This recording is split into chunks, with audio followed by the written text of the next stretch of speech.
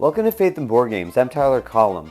I'm an aspiring board game designer. This video series is going to cover the principles of design, stages of design.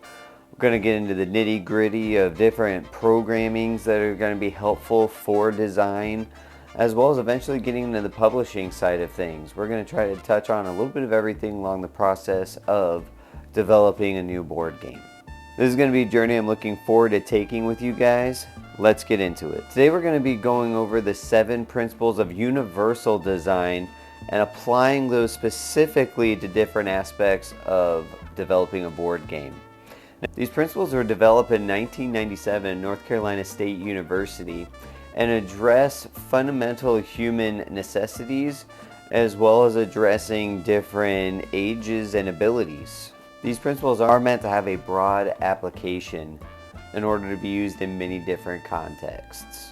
Principle 1 is equitable use. The design should be useful and marketable to people with diverse backgrounds and abilities. Basically, the design should reach as broad an audience as possible. There shouldn't be a specific group of people that we're trying to avoid or segregate from our games. Now, historical games specifically came to my mind, such as Freedom, the Underground Railroad. This is a touchy topic, but it was handled with great care and accuracy. I believe that is the key to these designs, is accuracy. We don't want any one group of people feeling they're being misrepresented. What about the age range of your game? Is it appealing to both young and old, or a very broad mix in between? The key to this principle, as well as all the principles we're going to cover in this video, is to maintain the balance of making your design appeal to the broadest audience possible while maintaining the vision that you have for your design. And we'll touch more on that here in the next principle. Principle 2 is flexibility in use. The design accommodates a wide range of individual preferences and abilities. We're going to take a slight sidestep away from inclusivity into pliability. How many situations can your design fit? How many people? What level of gamers is your design going to appeal to? Beginners, heavy gamers, a mix of the two? The goal here is to design your game in such a way that it is attractive and accessible to the most people, which really comes down to the art, the complexity, the gameplay, all the little nitty-gritty pieces of your game. Is that going to apply and be flexible enough to fit in a lot of different situations? For an example, my wife and I just finished playing Lord of the Rings Duel for Middle-earth, and it included in the game symbols for the cards that were symbols for the different colors on the cards, so colorblind people would still be able to enjoy the game even though they weren't able to see the colors properly. That's the kind of flexibility we're looking for. Is it going to be able to be flexible enough in situations and for different groups of people? Another example, I have a family of 6, and I can tell you that there are not many games that can, outside of party games, handle 6 players, and there's even fewer amount that can handle it well. And I'm not saying every experience needs to be 6 players. Some games can just be solo, some just for 2, and others in between. The point is, and again, it's coming down to that balance of what is your vision for the design and how can you take that vision and apply it to the largest market possible. Principle number 3, simple and intuitive use. The design is easy to understand regardless of the user's experience, knowledge, language skills, or current concentration level. This is huge, especially in the board game hobby. Every game seems to have its own symbology for the different actions that you're going to be taking throughout the course of the game, different symbology for the different items that you're going to be collecting, for the points that you're going to be collecting. They all have their own symbology. Another example from Lord of the Rings, we already talked about the symbology for the color blindness, but they also have their own symbology, which I myself didn't find to be super intuitive. However, they balance this pretty well with a solid symbology guide on the back of the rule book. Player aids are a great way to counteract this intuitiveness or lack thereof of some of these board games and their different symbologies. Another example of this would be Forest Shuffle, which in my opinion has great symbology, very intuitive. They have reference cards, but I checked them maybe twice. I played it probably 4 or 5 times now. The rest of it was very easy to understand. It took me like 5 minutes to get into the game, and then I understood how to use this symbology.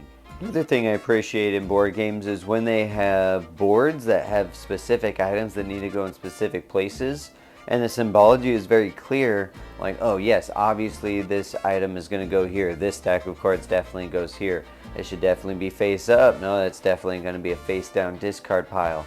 Different symbology like that that is intuitive to the average gamer, to the average person that's going to be coming to the table to be able to play your game. The goal really should be that we don't need player aids to be able to play the game, but if necessary, let's throw one in.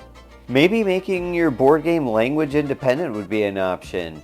No text on cards, no text on the game boards, all symbols that are intuitive. Creating turns that limit analysis paralysis, very simple options that you know you have to take each turn. Take one, you're done. Rule books are huge here. Making a good rule book that has an easy flow to it, that makes the game very easy to understand, so by the time you finish up with the rule book, you hopefully shouldn't have to continuously go back to the rule book. And again, everything working in tandem. Make those symbols that you're using intuitive, so when you look, oh yes, that's exactly what that means. I can in my mind mentally reference seeing that in the rule book. We want to have as intuitive an experience as possible so the widest audience as possible can enjoy your game. Principle number 4, perceptible information. Effectively communicates information considering various sensory abilities. And we already discussed the color blindness. That's one example that you can have. Whose turn is it is pretty important. Some games that the turn order is constantly changing. How are people going to know? Is there perceptible information to tell them, hey, it's obviously my turn, maybe we need a first player marker? Tough example of this in my gaming life would be dice thrown with my wife. For whatever reason, and maybe this is just an us thing, just that back and forth back nature of that battle system and dice thrown really can throw us off sometimes, especially if we get interrupted by our kids or something. It's like, oh boy, whose turn was it again? Right? So sometimes just throwing a first player marker that could get passed back and forth, so it's very obvious, perceptible information on whose turn it is. Our goal here in this principle is just to make sure that we are communicating information effectively and perceptively to those hopping into our design. Principle number 5, tolerance for error. Minimizes hazards and unintended actions. This is big. My wife and I unfortunately just had a negative example of this when we were playing through Flock Together, which is a good game. I enjoyed the game.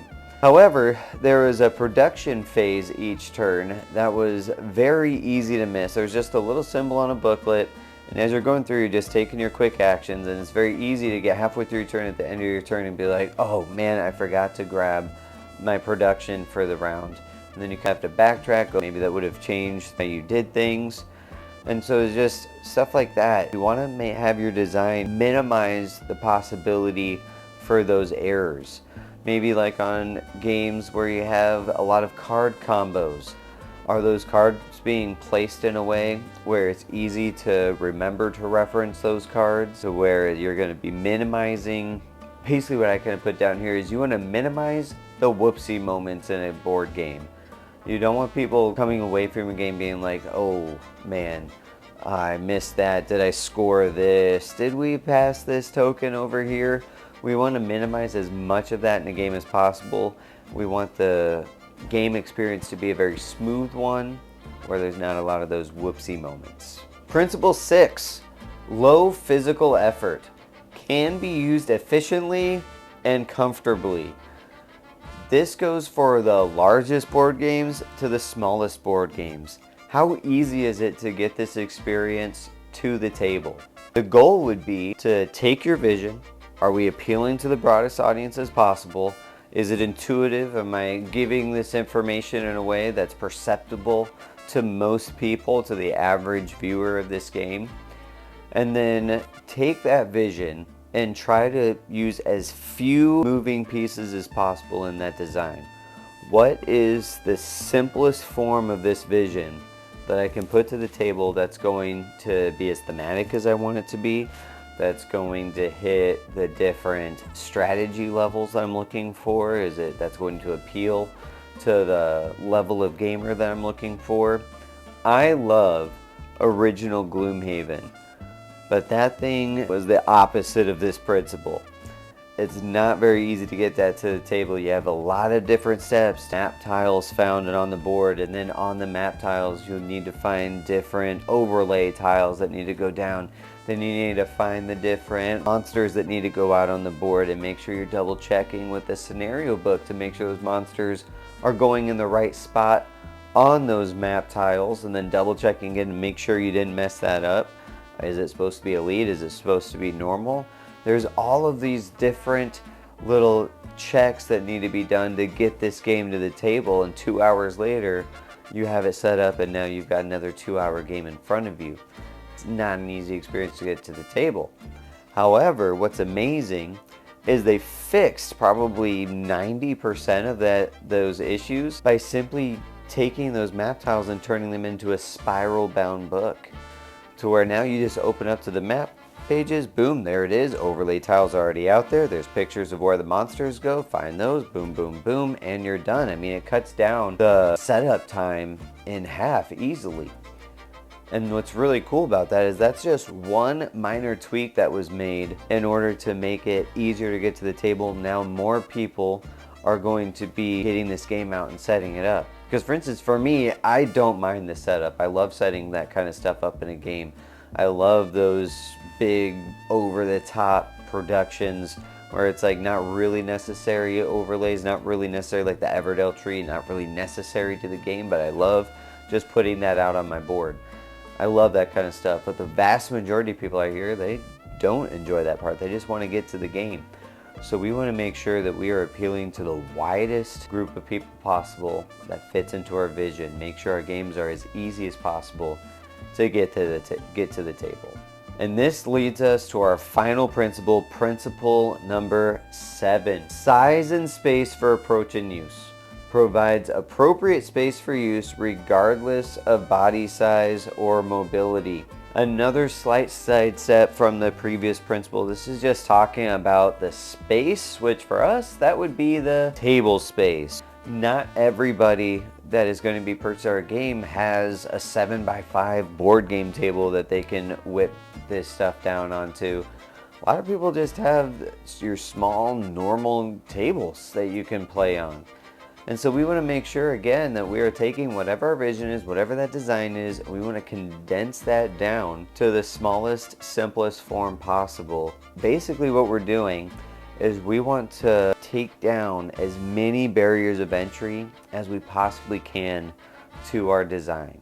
So those are your 7 principles of universal design that we can apply to our designs of board games. If we were to summarize them, I would say that really the biggest thing is to just take your design, figure out what your vision is, and then do your best to apply that vision to the broadest group of people possible. Well, that's going to do it for the first in this series of design videos. I'm looking forward to going through this with you. The next time we meet, we'll be talking about the 7 stages of game design specifically. Looking forward to getting into that with you. Until next time, let me know down in the comments any good ideas that you have based on these principles that could be applied to board games that I didn't bring up in this video. Go ahead and make sure as you're down there, you want to stay kind, keep it clean while you're down there in the comments. If you have any questions for me, go ahead and shoot a comment down below, or hit me up in my email, which is down in the description below. Until next time, enjoy designing board games and stay awesome.